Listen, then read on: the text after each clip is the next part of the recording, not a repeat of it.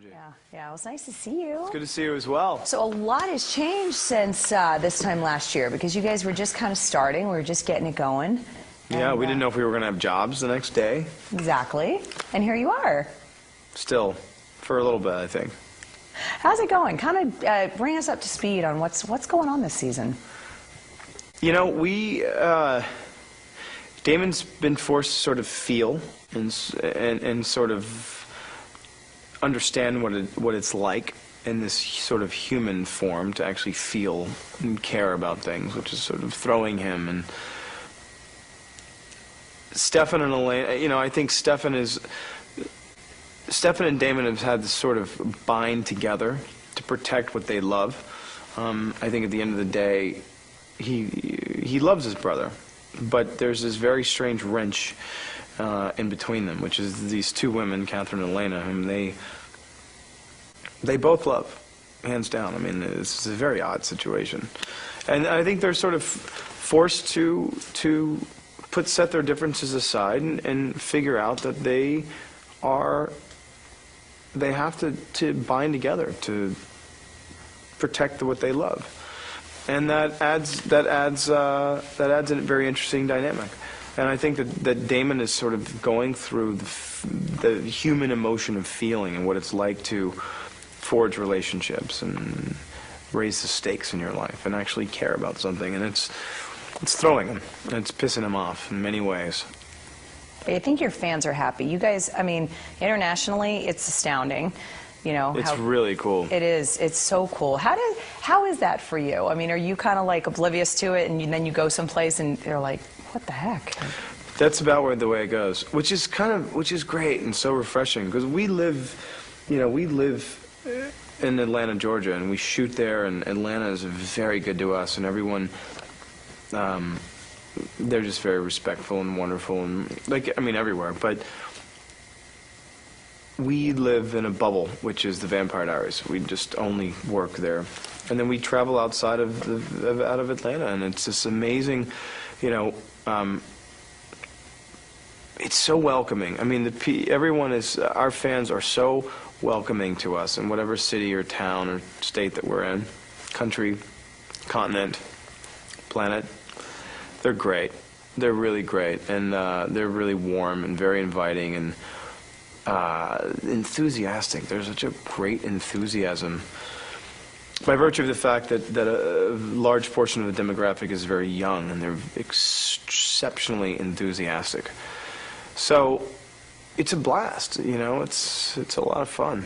Yeah, once you hook that demographic, like the teens, tweens, any of that up to like the early 20s, if you can get them latched on, that's it. But they're so much fun, and they're so giving to us, and they're so, when you listen to their thoughts and what's going through their head, and sort of the stories that they come up with, and the things that they conjure up in their head, and also too how well they read through the lines, you know.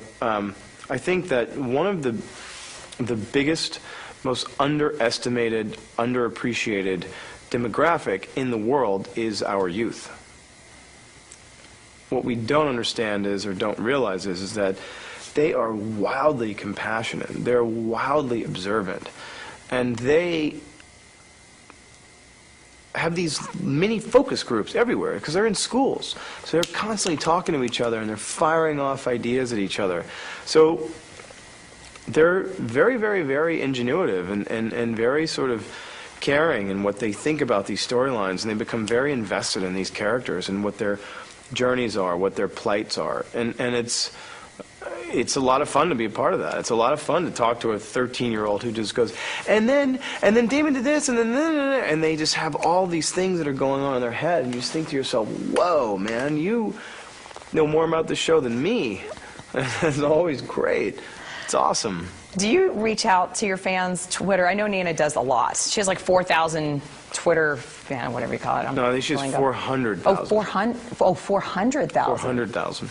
Okay, that's even crazier. So, do you do that? Do you reach out to them? You do? I do. A great part. I mean, honestly, I say this. I honestly know I have the best, most loyal fans on the planet. They mobilize, and especially in the sort of the realm of the Twitterverse, they mobilize in such a way. They are so powerful, and they are so vocal, and they are so passionate about things. Whether it's not just, maybe it's not just about the art of making television or film.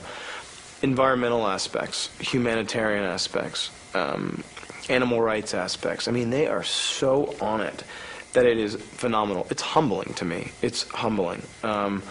There is a force field of 500,000 people that are on this Twitter thing, and it grows exponentially every hour. And it blows my mind. It blows my mind. And sometimes at night when I get home from work, I'm really tired, and I'm sitting having a glass of wine, and I'm about to go to bed. You know, I could just say, "Good night, world." And I'm literally talking to a couple million people. And it is just, you know, when you travel around the world a lot, you realize sort of how small the world is. And this interconnectivity of what this communication company, Twitter, has done, has brought everyone together in such a strange way that when you get into bed, you really feel as if you literally just said goodnight to a couple million people. That is a very profoundly interesting aspect of this sort of modern 21st century life. It's so cool. And anything that you're passionate about, people find passion within that. And it may spark an idea in them. It may spark some 15-year-old kid to start a recycling program in their small town in Ohio, and it happens. Or in Zimbabwe, or in Uganda, or in anywhere in Latin America. I mean, it's everywhere. It's global. It's a really, really, really cool thing. So cool. They're cool tools, that, and they Facebook are. and everything. Yeah. Especially if you're putting out positive things to the people who respect you and looking up to you. And it's great. And when you look at their responses, Facebook as well. My foundation, I launched a foundation that deals with Facebook, and it's amazing. I mean, if you're putting that amount of good energy out there, and you have that amount of good energy coming back, then there is actually a transfer of really positivity. It's really cool. What's your foundation called? It's called the Somerhalder Foundation. And I launched on my birthday, December 8th, and the response has been overwhelming from the world. So I thank them so much. I mean, we had donors from 195 countries, and they still come in every day. Pretty powerful. Amazing. Yeah, good. it's awesome. Well, I'm glad you're doing good with your fame, your notoriety, everything that comes along with this. It's Thank great. you. It's awesome. It's really great. Thank you. Yeah. Congratulations It's to you a guys. pleasure. Thanks so much.